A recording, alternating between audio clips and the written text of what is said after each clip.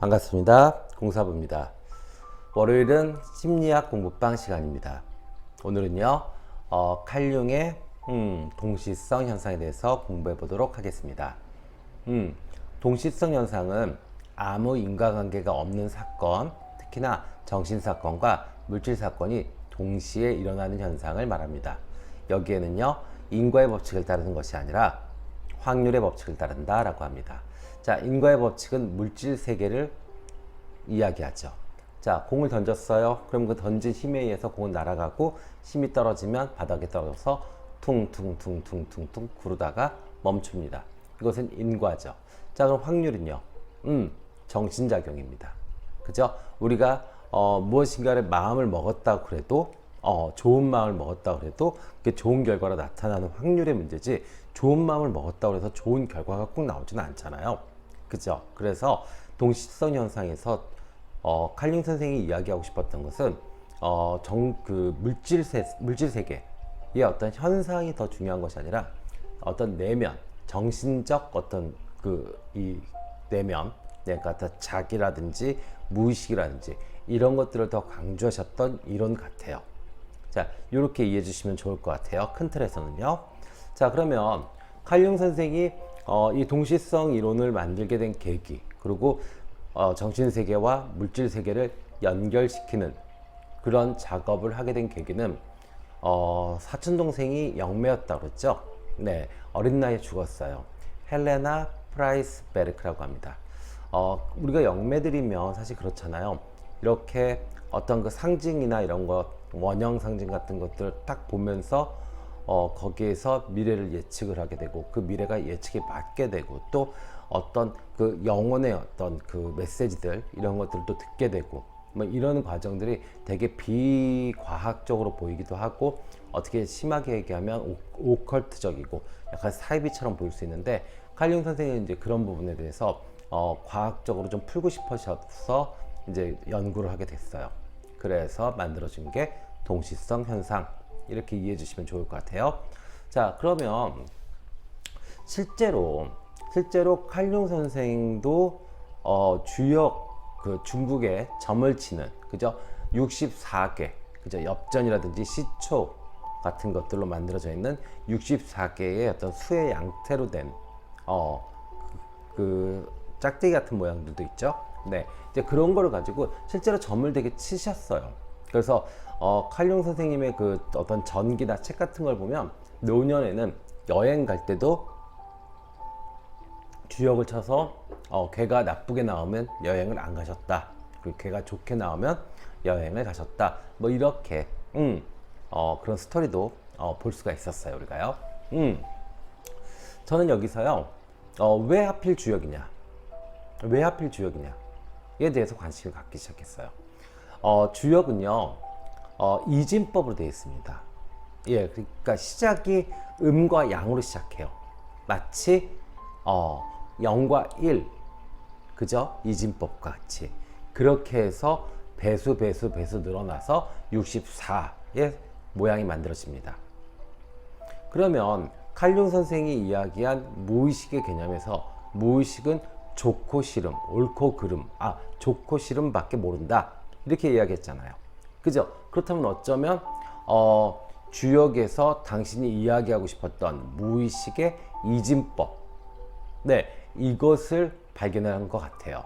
그래서 그거의 경우의 숫자의 최대치인 64를 보고 너무너무 좋으셨을 것 같아요. 그래서 빠져들어갔던 것 같아요. 이 주역에서 보는 것도 동시성 이론이죠. 그죠? 어떤 그 원형적 상징을 통해서 미래를 예측하고 그 미래를 예측한 것이 또 현실로 맞아떨어지다면, 그죠? 그러면 그것은 정신사건과 물질사건이 동시에 일어난다. 그 동시가 당장 동시는 아니에요. 조금씩 오차는 있습니다. 근데 어쨌든 간에 연속성상에서 일어난다. 이렇게 이해해 주시면 될 것 같아요. 이해되셨나요? 자, 그래서 노년에 이 주역을 참 탐닉하시고 좋아하셨던 칼융 선생, 그리고 젊었을 때는요, 우리가 그 아주 역사적 사건들이 있었잖아요. 그죠? 칼융 선생이 동시성 이론입니다. 아, 이게 동시성 이론이 이렇게 해서 만들어지는구나 라고 이해하셨던 건 환자랑 그 진료를 할 때 환자의 꿈 이야기를 들었어요. 근데 그 환자가 풍뎅이 보석 이야기를 했어요. 자기가 그걸 선물 받았다. 그래서 막 이제 대화를 하고 있는데 갑자기 창에서 이렇게 툭툭툭툭툭 소리가 나는 거예요. 창틀에 붙어있는 그 쇳덩구리가 창 안으로 들어오려고 막 그래요. 그래서 칼융 선생은 창문을 열고 그 다음에 그 쇳덩구리를 잡아서 환자한테 주었다.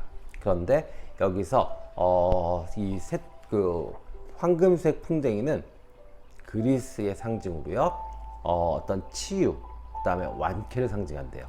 그래서 쇳덩구리, 실제 살아있는 쇳덩구리를 선물함으로써 어떤 그 후에 환자의 어떤 진료, 그리고 환자의 어떤 치료가 훨씬 더 잘 됐다, 이렇게 이야기를 합니다. 그래서 이것은 아까도 제가 말씀드렸지만 인과의 법칙하고는 좀 안 맞아요. 대신에 확률의 법칙하고는 맞죠. 그래서 이 확률의 법칙을 합리적으로 해석해 보려는 노력이었어요.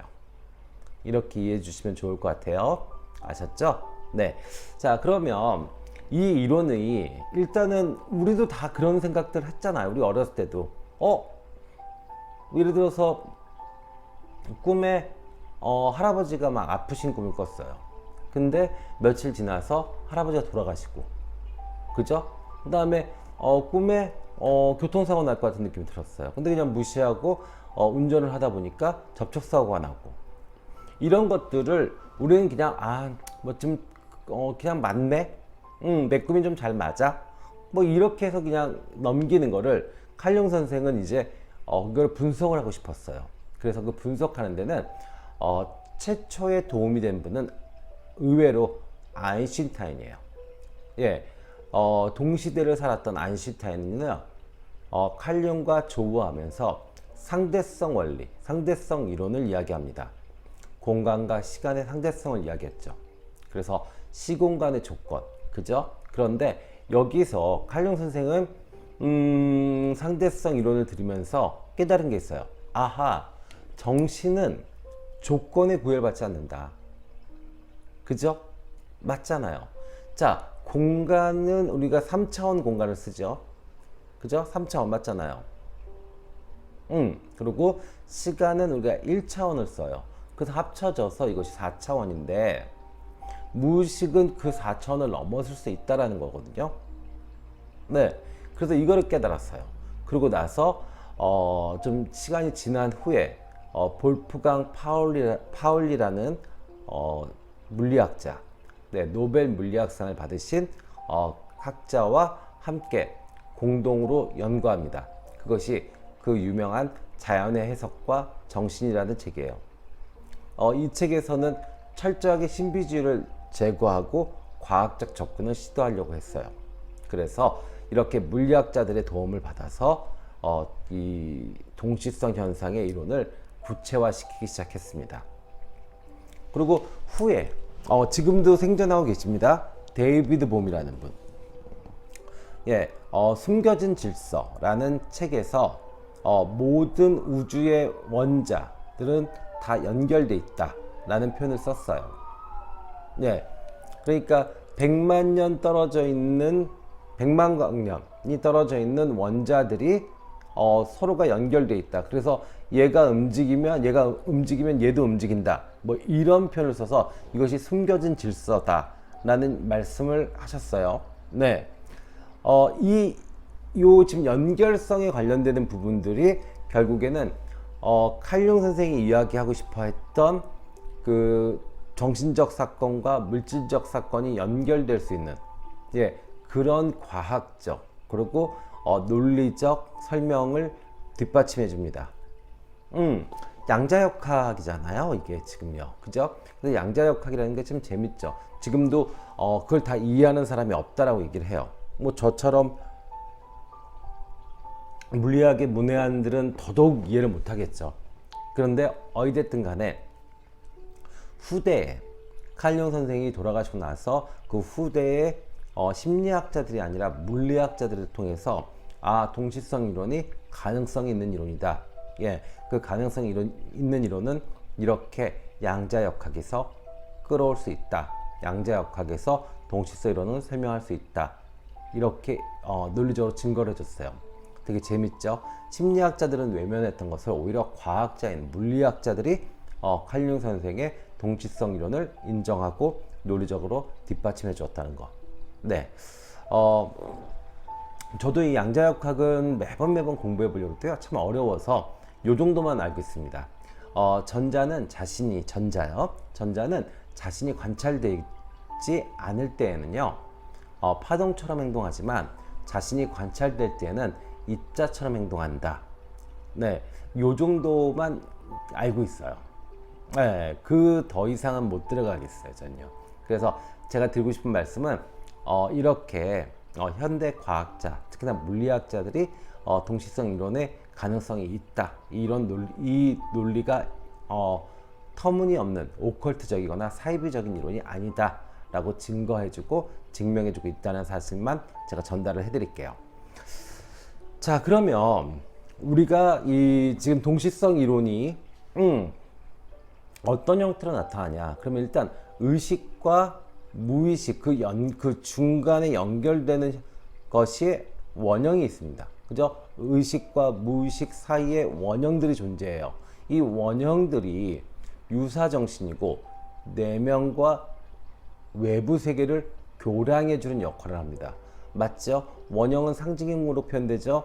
그러니까 당연히 밖에 외부 세계에 있는 어떤 이미지들 이런 것들이 내면화되는 거죠. 맞죠? 네. 그래서 이 원형은요,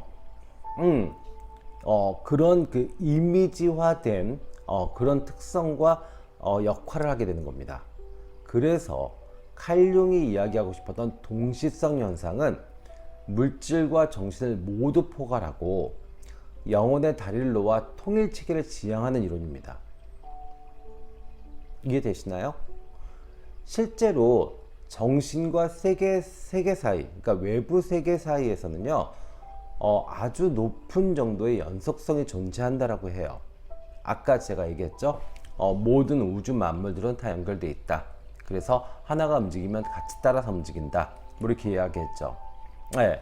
그래서 칼 융 선생이 이야기하고 싶었던 건 정신적 이미지, 즉 원형은 인간의 의식의 반사경 형태로 실제에 대한 진실을 드러낼 수 있다.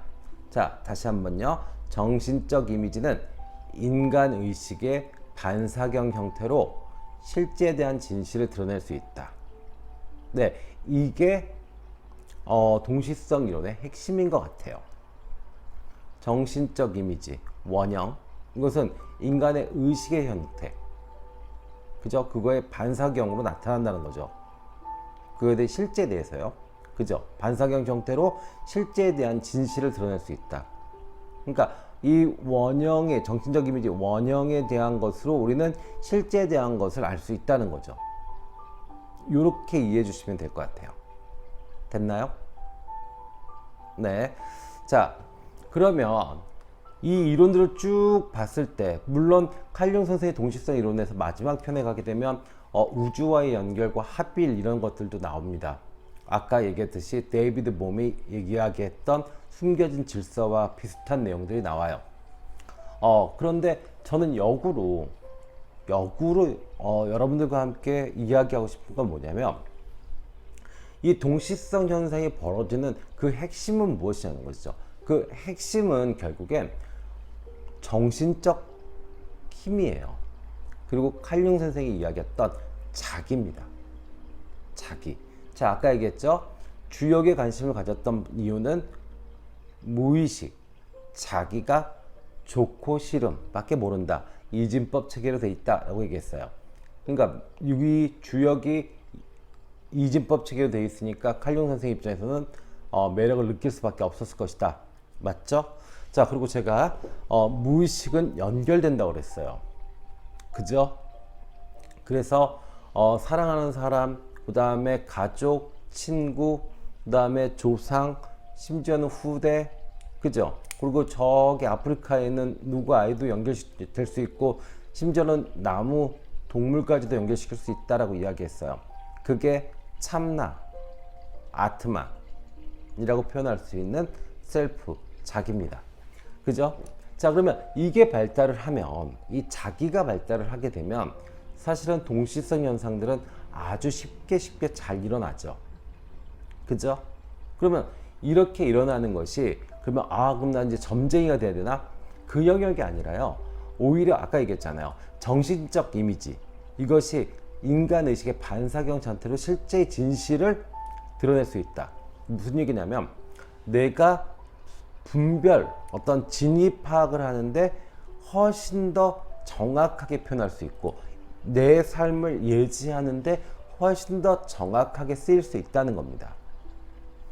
자기가 건강할수록 나의 실제 사건에 대해서 예측력이 좋아지는 거죠. 이거는 안 될 것 같아. 요번 시험은 될 것 같아. 저 여자랑은 사랑에 빠질 수 있을 것 같아. 사랑이 잘 될 것 같아. 이런 식으로요. 그것이 상징으로 나타날 때도 있습니다. 꿈으로요.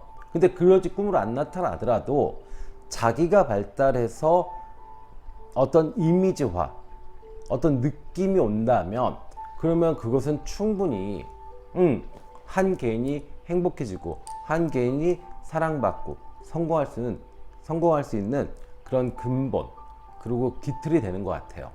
그래서 칼융 선생은 동시성 이론이 체계화되고 난 다음에는 그 자기를 수련하기 위한 차크라, 요가, 이런 동양의 어떤 수행법들에 대해서 많은 공부와 연구를 하셨습니다. 이해되셨나요?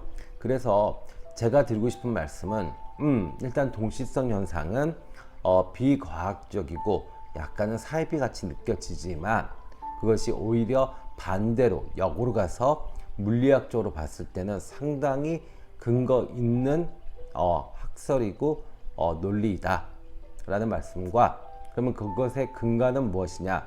그 근간은 결국엔 자기, 나의 무의식이다.